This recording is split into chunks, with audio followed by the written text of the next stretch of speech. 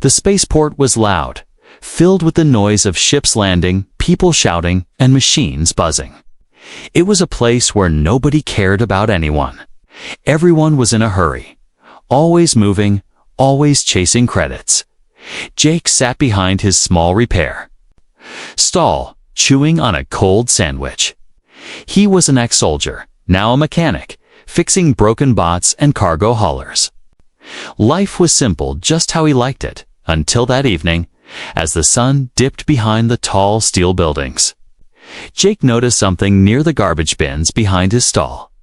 Something small and moving. He got up slowly, wiping his hands with a dirty cloth. He thought maybe it was a stray cat or one of those tiny cleaning bots, but it wasn't. It was a girl, an alien girl. She looked no older than 10, though her species could be different. Her skin was pale blue, almost glowing in the dim light. Her hair was tangled in silver. Her clothes, nothing but rags. She was digging through trash with thin, shaking hands. Jake stood frozen. She didn't see him at first. She found a half-eaten piece of bread and held it close, like it was treasure. Then she looked up. Her eyes were large, shining like mirrors. When they met Jake's eyes, she didn't run. She didn't speak. She just stared. Jake slowly reached into his lunchbox. He still had a warm container of noodles. Today was a lucky day. His neighbor had given him extra. He walked toward her and crouched down. "Hey," he said gently, "you hungry?" She tilted her head but didn't answer. Jake opened the lid and placed the food on the ground between them. She sniffed the air, cautious. He stepped back. It only took a second. The girl rushed forward, grabbed the container, and began eating fast, like she hadn't eaten in days. Her hands trembled. Some noodles fell to the ground, but she didn't care. Jake said nothing. He just watched. After a few minutes, she stopped. Not because she was full, but because she noticed him still watching. Her body froze again. "You're safe," Jake whispered. "I'm not gonna hurt you." Still no words. Just those big silver eyes staring deep into his. Then something strange happened. The air around her shimmered just for a moment, like heat waves rising from hot sand. Then it was gone. Jake blinked. What the hell? The girl stood up slowly. She looked cleaner now. Her skin no longer looked as dirty. Her eyes, however, remained locked on him. Suddenly, she took a step closer and touched his hand. A chill ran through Jake's spine. Not cold, not pain. Just something different. Something ancient. He felt a weight inside his chest, like her. Sadness had entered him for a second. Then she turned and ran. Jake stood there, heart pounding. The container was empty, left on the ground. She didn't take it with her. He picked it up and stared at the alley where she disappeared. Strangest kid I've ever seen. That night, Jake tried to sleep in the back of his workshop. But he couldn't. He kept seeing those eyes dot in his dream. He saw a frozen world. Tall alien towers buried in snow. A child's voice whispered in his mind, "Kindness has a memory. We never forget." Jake woke up sweating. He sat up and looked around. Everything was quiet. The clock blinked 3:07 a.m. A soft knock came from the metal door. Jake froze. He slowly walked to the door and pressed the small camera button. The screen flickered to life. It was her, the alien girl. And this time, she wasn't alone. Beside her stood a tall, elegant alien woman, same pale blue skin, but wearing a cloak made of woven star cloth. Her eyes were older, colder, but filled with sorrow. Jake's hand hovered over the door release button. She stared directly into the camera and spoke in perfect, calm English. "You gave food to my daughter." Jake's heart thud dead. The woman continued. "Now, we ask to stay." Jake stood frozen, staring at the small screen on his door. The alien girl was there, just like in his dream. But now, she wasn't alone. Next to her stood a tall woman, graceful, serious, and glowing slightly in the cold night air. Her eyes were ancient, full of pain and strength. "You gave food to my daughter," she repeated calmly, her voice clear. Through the speaker, "Now we ask to stay." Jake didn't move. Was this a trick?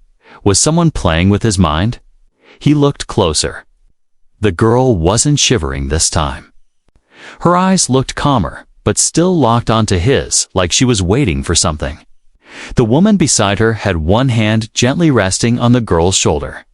Jake slowly pressed the door's unlock button. The heavy metal door hissed open. Cold. Air rushed in. The two stepped inside silently. Jake stepped back, unsure of what to say. "You followed me, I mean? How did you know where I live?" The woman didn't answer right away. She looked around his small workshop tools hanging on the wall, wires all over, an old robot arm in the corner. It wasn't much, but it was. Warm and safe. Then she looked directly at Jake. "We don't track with machines. We follow. Warmth. You gave us warmth." Jake blinked. "That doesn't make any sense." She tilted her head. "To your kind, maybe not. 2 hours, kindness leaves a trail." Jake looked down at the girl. She stayed close to the woman, but didn't seem scared. She held a small, shiny object in her hands, a gear from Jake's scrap. "Pile, you can stay," he said softly. "For now. But who are you people? And why? Why come to me?" The woman sat down slowly on an old crate. "We come from a world that is dying," she began. "We were part of a ship that carried refugees. But the ship broke during the jump. Many of us scattered across the galaxy." She glanced at the girl. "Some of us ended up alone." Jake sat across from her, his arms crossed. "I figured she was hungry. Didn't think it was that serious." "It is," the woman said. "Our bodies need heat, not just food. This world is cold in ways your people can't feel." Jake watched the girl. She was touching one of his broken drones, running her fingers along the wires. The drone's light flickered to life for just a second. "Your daughter did something to me," Jake said slowly.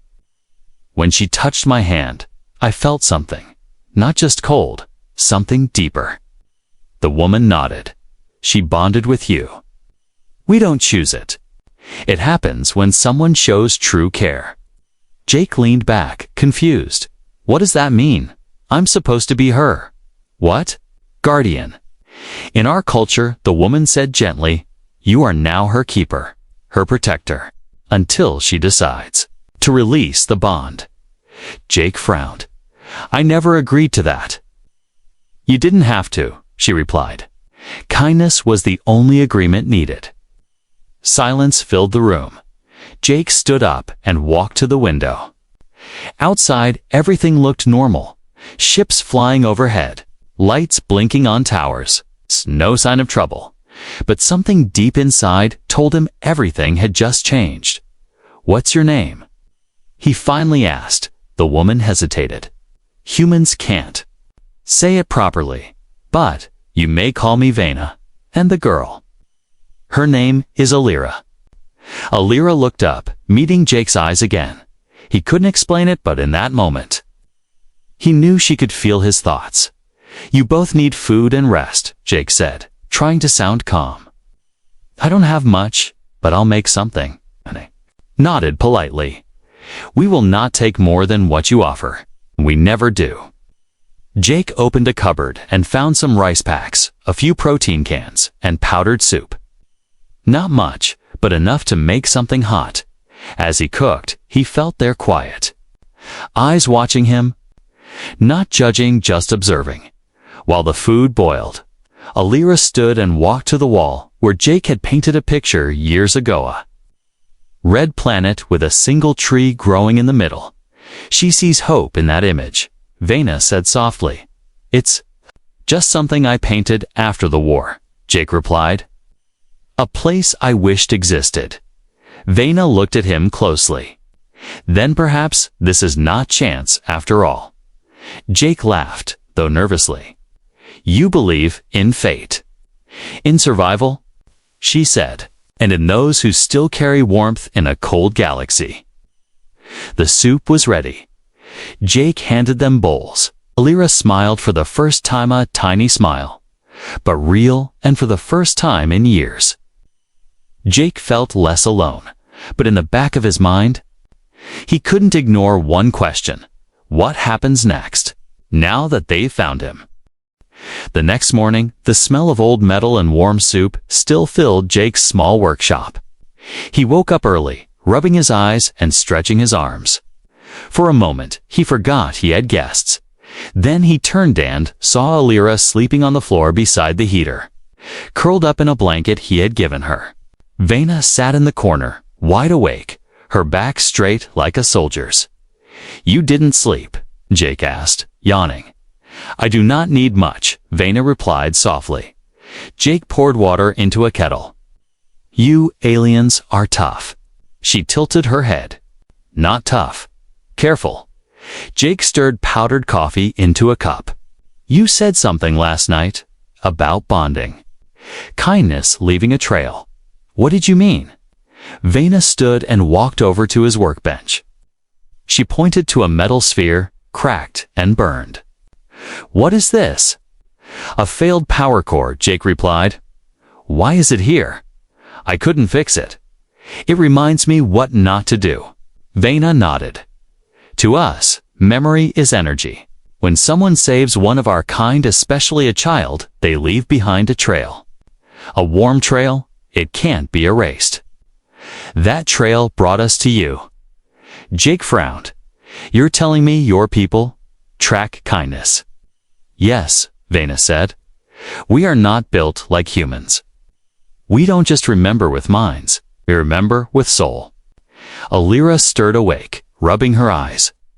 She looked up and smiled when she saw Jake. It wasn't just politeness, it was comfort, trust. Morning, kid, Jake said. She gave a small wave. Vena stepped closer. There are rules you must know now. Jake raised an eyebrow. Rules, yes. About us, about her. He crossed his arms. Go on, Vena spoke carefully.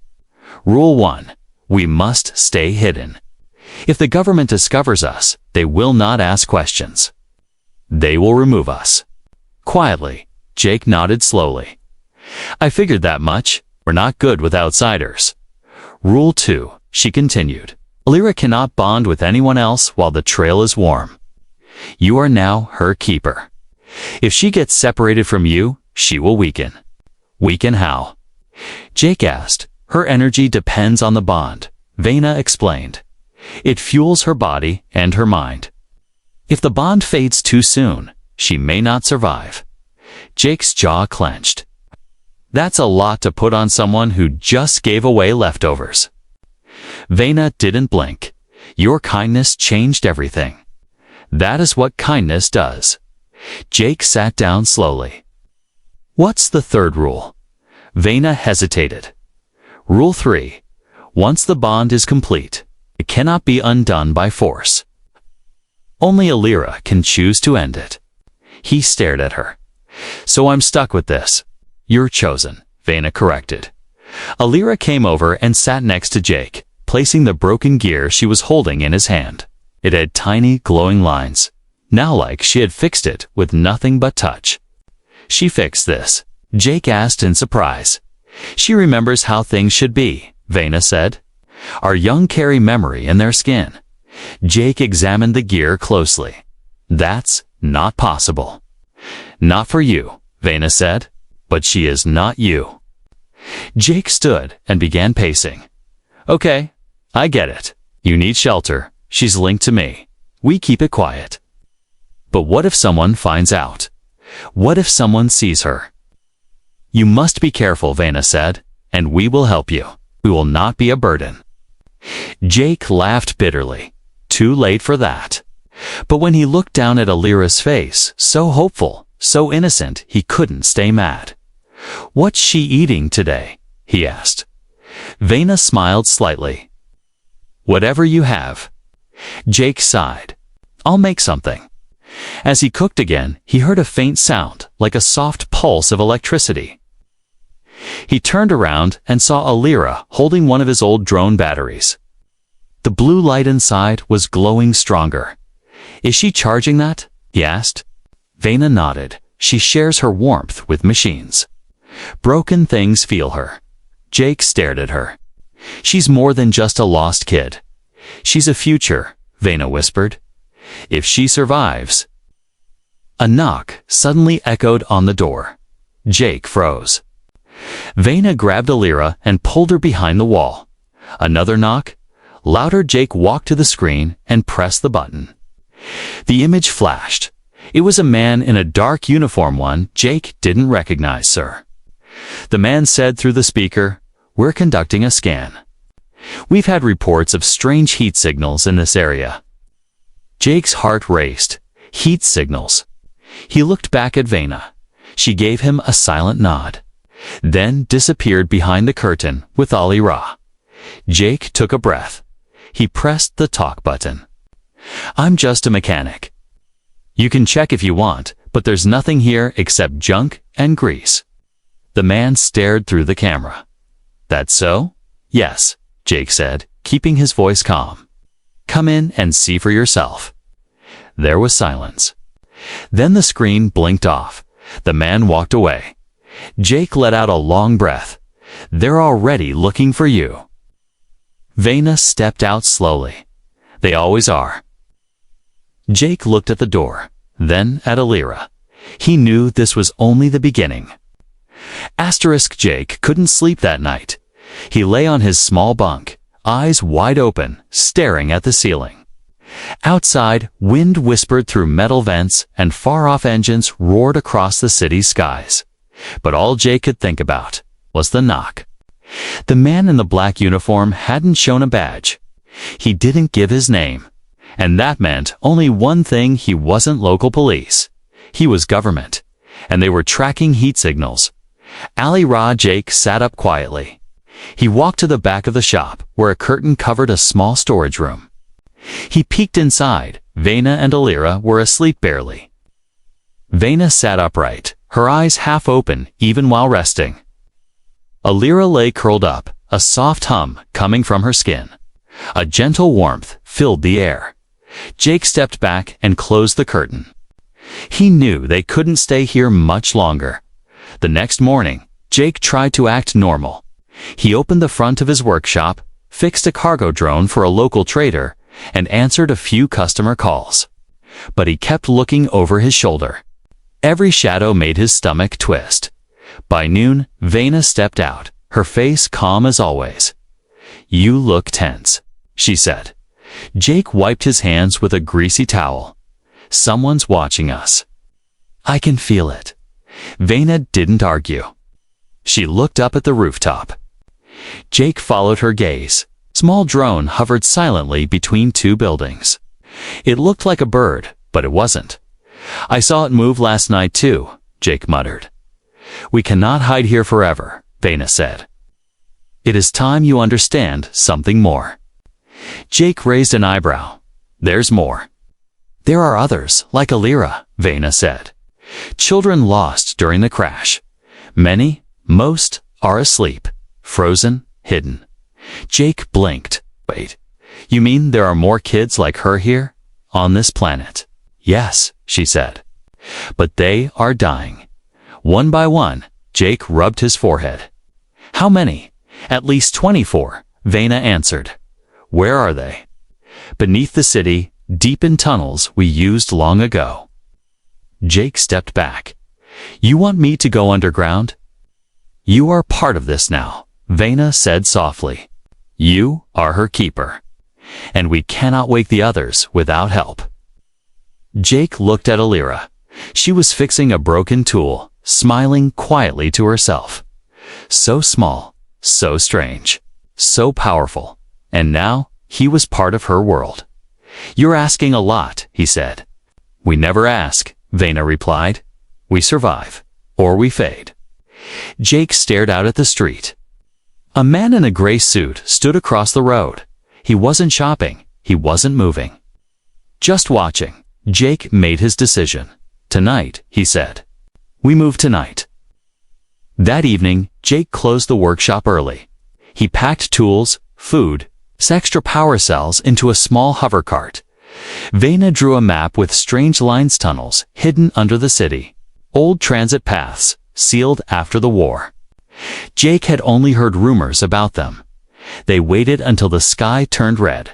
Then they moved. Alira held Jake's hand tightly as they slipped through alleyways. Vena walked ahead, silent and focused. At an old power station, they stopped. A rusted metal door was half covered by trash and moss. Jake pulled it open, groaning under the weight. Cold air rushed out. They stepped inside. The tunnels were dark, wet, and full of strange sounds. Echoes bounced off the walls. Drips of water fell from old pipes. The floor was cracked and uneven. Alira walked carefully, still holding Jake's hand. He tightened his grip whenever she slipped. They traveled deeper, turning corner after corner, until they reached a chamber filled with soft blue light. Jake gasped. There were pods, dozens of them, all lined up along the walls. Inside each pod was a child just like Alira. Small, pale blue skin, sleeping peacefully. They've been here since the crash, Vena said. This chamber is all we had left. Jake moved closer to one pod. The child inside was thin, breathing slowly. Frost covered the inside of the glass. They're freezing, he whispered. Vena nodded. Their life energy is fading. Unless we warm them, they will die. Jake looked around. You said Alira shared warmth. You mean she can wake them? Yes, Vena said. But not alone. The bond you share with her, that heat can spread. Jake stepped back. You want me to help wake them? She will guide you, Vena said. But it is risky. The government is near. We may not have time. Jake looked down at Alira. She nodded slowly, placing her small hand on his chest. At that moment, he felt it again. That strange, deep warmth. Like a soft fire inside his soul, the pod next to them glowed faintly, then flickered. Then, a soft breath fogged the inside of the glass. The child opened their eyes, far above. In the city streets, the man in the gray suit pressed a button on his wrist communicator. They've gone underground, he said. A cold voice replied, Good. Lock every exit. We capture them all, especially the human. The underground chamber was silent, except for the soft hum of ancient machines barely holding on. Jake stood frozen, his hands still tingling from Alira's touch. Inside the pod, the alien child blinked slowly, their eyes adjusting to the dim blue light. Is he awake? Jake whispered. Yes, Vena said, stepping forward. You brought him back. Jake looked at Alira. She seemed tired, her breathing slower. But she was smiling gently, as if waking the other child brought her peace. Vena walked along the line of pods. There are 23 more, each one colder than the last. Jake's heart sank. How long have they been like this? Since the crash, she said. Years. We didn't have the power to wake them, until now. Jake shook his head. You don't mean me? You mean her. Alira. No, Vena said softly. I mean both of you. Together. He didn't understand how it worked, this strange connection, this warmth that passed through her to him and back again. But it was real. And it was powerful. I'll help, Jake said. But how do we keep doing this without burning her out? Vena placed her hand on Alira's head. That's why the bond must be shared. If you hold her hand, if you stay close, the energy spreads. Jake nodded. Then we better get started. One by one, they moved from pod to pod. Alira placed her small hand on the glass. Jake stood behind her, his fingers brushing her shoulder or hand always touching, always connected. Each time a flicker of light. A foggy breath, then a child awakening. Some cried. Some gasped. Others just blinked in silence. They were scared, confused. Weak Jake helped them sit up, gave them water, comforted them with soft words. "You're safe now," he whispered. "You're not alone anymore." It took hours. By the end 24, alien children sat or lay around the chamber, wrapped in blankets or old cloths. They huddled near the ancient heat coils, drinking, whispering, shivering. Alira sat beside Jake, her eyes half closed. "She's exhausted," Jake said. "We need to rest." "We will," Vena replied. "But first, you must hear something." She reached into her cloak and pulled out a small black stone. Jake looked at it. "What's that?" "It holds memory," she said. "Ours, from the crash, from before." She pressed the stone against the wall. A dim projection flickered into life. Jake watched in silence. The image showed a beautiful alien world, silver forests, glowing lakes, towers rising into the clouds, then explosions, fire, screaming, ships breaking in the sky, and a final moment. A mother placing her child into a pod and whispering, "Sleep, my light. Sleep until warmth finds you." The vision faded. Jake swallowed hard. "You lost everything." Vena nodded slowly. "And now we have only this. These few lives." He looked around at the children. So fragile, so innocent, and somehow. Now his responsibility too. "But the government is still hunting us," he said. "They were above us. I saw them. They knew." "They will come," Vena said. "And soon." Jake stood up. "Then we have to move these kids somewhere safer." Vena shook her head. "They cannot travel yet. Their bodies are weak. If we move them now, many won't survive." "Then what do we do?" Jake asked, frustrated. "Wait here for soldiers to show up with rifles." Vena stepped close. "No, we hold them off." "Just long enough." Jake frowned. "Long enough for what?" Alira spoke, her voice soft and tired. "For the heat to finish. Oh. For the heart to bond." Jake looked at her. "What do you mean?" Vena answered. "When the bond between keeper and child reaches its peak, the warmth becomes a shield. It protects not just one, but many." Jake stared at his hand. It didn't glow. It didn't look special, but these children were breathing because of it. "I'm not a hero," he said. "I was just trying to help a starving girl, and you did," Vena said. "And now they are alive." Suddenly, a loud sound shook. The chambered boom. Dust fell from the ceiling. Lights flickered. Then a voice echoed through the tunnels, cold, mechanical. "This is Sector Command. You are harboring illegal life forms. Surrender immediately." Jake turned to Vena. "They found us." She nodded. "It's time." Jake helped the children gather together.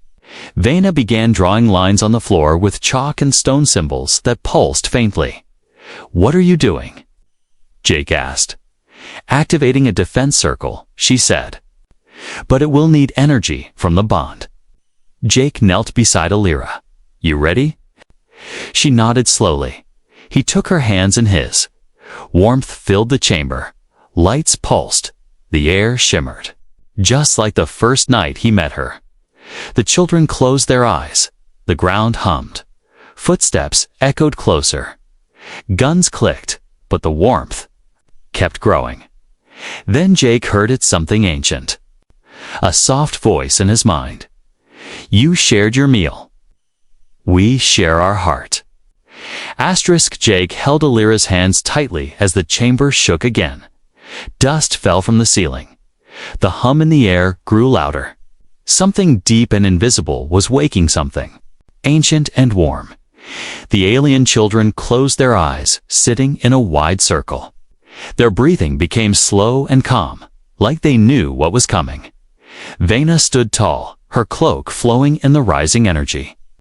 She traced the last glowing line on the stone floor. Then she looked at Jake. "It's working," she said. "But it's not finished." Outside the chamber, heavy footsteps echoed closer. The soldiers were coming. Fast, Jake looked around. "How long do we have?" "Minutes," Vena replied. "Maybe less." Jake swallowed hard. "And if we don't finish in time, they take us. They take the children. And none of them survive transport." Jake's chest tightened. He looked. At Alira, her eyes half closed, but her grip strong. "I won't let that happen," he whispered. He knelt beside her again and closed his eyes. His hands wrapped around hers. She leaned her forehead gently against his chest, and then he felt it again. That deep warmth, not just heat, not just emotion, something bigger, like life itself. It filled his body and flowed through his veins like golden light. His mind felt wider. His heart felt open, like it could carry the whole room. Memories flashed through him, not hers. Ali Ra single quotes. He saw her crying in a cold pod, dreaming of stars. Whispering to her mother in the dark, he saw her smile when he gave her noodles. He felt her hunger, her fear, her hope, and then he heard her voice inside his head. "You didn't turn away. You didn't see a thing, you saw me." Jake opened his eyes. The floor was glowing. The circle Vena had drawn was now bright like fire. The children sat inside, safe in its light. Vena stepped forward and placed her hand on Jake's shoulder. "You did it," she said. "The bond is complete." Suddenly, the door behind them blasted open. A team of armored soldiers stormed in, weapons raised. Lights on their shoulders scanned the chamber. Freeze. One of them shouted. Jake stood slowly, keeping himself between the soldiers and the children. "You can't take them," he said. The lead soldier stepped forward. "These creatures are undocumented alien life forms. They're illegal. You're interfering in a classified operation." Jake raised his chin. "They're children. That doesn't matter." "It should." The soldier raised his gun. Before he could fire, the chamber pulsed. Boom! A wave of warmth blasted through the room. Not fire, not wind, but force. The kind that pushed without pain. The soldiers flew back, their weapons yanked from their hands. The lights on their armor shut down. The floor glowed brighter. Alira stood up beside Jake, her small hand still in his. Her voice was soft, but it echoed through the room like thunder. "You do not take those who were forgotten." The soldiers scrambled, trying to stand, but their legs wouldn't move. Jake looked at them and saw fear in their eyes. Real fear. Vena stepped forward. "Speaking in their language now, you came here with orders. But what you face now is not a weapon. It's not war. It's love. Shared, chosen, unbreakable." The soldiers looked at one another. One of them reached for a comlink, but it fizzled and broke. Jake walked toward them. Slowly, carefully. "They're alive because of kindness," he said. "Not science, not orders. Kindness, you can't put that in a cage." The lead soldier's face was pale. He looked at Jake, then at the girl beside him, then at the children, and he lowered his weapon. "I wasn't told it was like this," he muttered. Jake nodded. "It is." The soldier turned to his team. "Fall back." But one of them started. "I said fall back," he barked. The others obeyed. Within seconds, the soldiers were gone. The door closed behind them. Silence returned. Jake turned to Vena. "What just happened?" She smiled softly. "You made a promise, and you kept it." Jake looked at Alira, who was now leaning against his side, breathing softly. She trusted me when no one else did, he said. That means something. Vena looked around at the children. Now, they are safe, because one human decided not to walk away. Jake sat down beside Alira and placed a blanket around her shoulders. Rest now, he whispered. You've done more than enough. She nodded sleepily, her head resting on his arm, and in that quiet moment, Jake realized something deep and simple. Saving her didn't just change her life. It changed his. The chamber was quiet now. Jake sat beside Alira, holding her close as she slept. The warmth had faded to a soft glow, like a fire burning low after a stormy night. Vena walked slowly through the circle of alien children, checking each one. There. Faces were calm now, safe, breathing steadily. They'll recover, she said. Jake nodded. But what happens next? Vena looked at him. Now, we prepare. Jake frowned. For what? She knelt beside him. You showed them kindness. You lit a fire no one expected, but kindness, ... is powerful. It can scare those who live in fear. Jake thought of the soldiers, the way their weapons dropped, the way their eyes had widened when Alira spoke.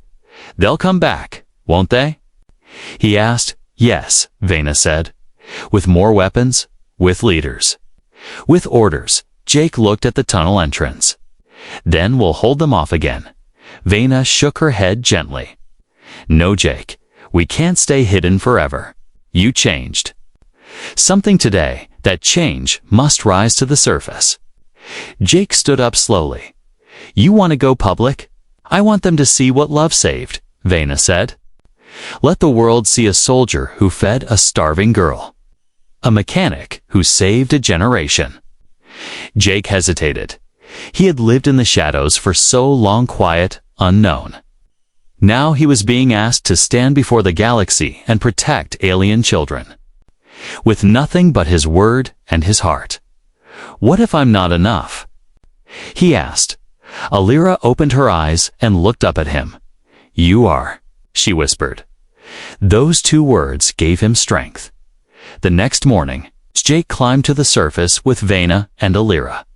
The city was waking up. Sky trains flew overhead. Lights blinked. On tall towers, people hurried past, unaware of what had happened beneath their feet. But the soldiers had not left completely. One stood at the edge of the alley, helmet off, arms crossed. It was the same one who had lowered his weapon. Jake stepped forward, calm but ready. The soldier looked at him and nodded. They told me to erase everything, seal the tunnels, take the girl. Jake clenched his fists. But the soldier continued. I said no. I told them what I saw. I told them it wasn't a threat. It was a miracle. Jake blinked, and they believed you. Some did, the soldier said. Some didn't. But enough people are listening now. Vena stepped forward. Then we need more to listen. We need the truth. The soldier looked around and lowered his voice. There's a station. Old broadcast tower. Still active. You can send a message from there. Reach every channel. Jake nodded. Then that's what we'll do. 2 hours later, Jake stood inside the dusty tower. Wires hung from the ceiling. Screens blinked with static. A microphone waited in the center of the room. He looked at Alira. She stood tall, her silver eyes shining. Ready? He asked. She nodded. Jake stepped to the mic and pressed the F button. The light turned red. He took a deep breath. This is a message, he said. Not from a leader, not from a hero. Just from a human. He looked at the camera. I found a starving child near my shop. She didn't ask for anything. She didn't speak. She just looked at me. I gave her food, and that moment changed my life. He continued, voice strong. She is not a monster. She is not a weapon. She is a child. And there are more like her trapped, sleeping, forgotten beneath this city. Jake's voice trembled slightly. They're not here to harm us. They're just trying to live, to survive a cold universe that left them behind. And they survived, because someone showed them kindness. He stepped aside, letting Alira speak. She didn't say much. Just one line. We remember kindness. The signal went out across every public screen by nightfall. The city was buzzing. People gathered near. The workshop? Some came to help. Some brought food. Some simply wanted to see the girl who whispered to the world. Others came with cameras. And still. Others came with weapons. From above, black ships hovered. A government vessel landed just outside the district. Jake stood tall at the gate with Alira beside him. Behind them, the alien children waited in silence, holding hands. A tall officer in a silver uniform stepped out. He looked tired, not cruel. I saw your broadcast, he said. Jake nodded. Then, you know what we're asking? The officer looked at the children, then at Alira. She touched the minds of millions, he said. The people are already calling her the light girl. Jake smiled. She's just a kid. Maybe, the officer said. But kindness started something today. Something we can't stop. The officer turned to his men. No arrests, no violence. Then he looked back at Jake. Protect them. Keep them safe. The world will be watching now. That night, Jake sat in the workshop, surrounded by sleeping children. Vena stood at the door, watching the sky. Alira rested against Jake. Whispering softly, "You saved us," she said. "No," Jake replied. "You saved me." She smiled. And for the first time in years, Jake didn't feel alone. Not in the city, not in the world, not in the universe.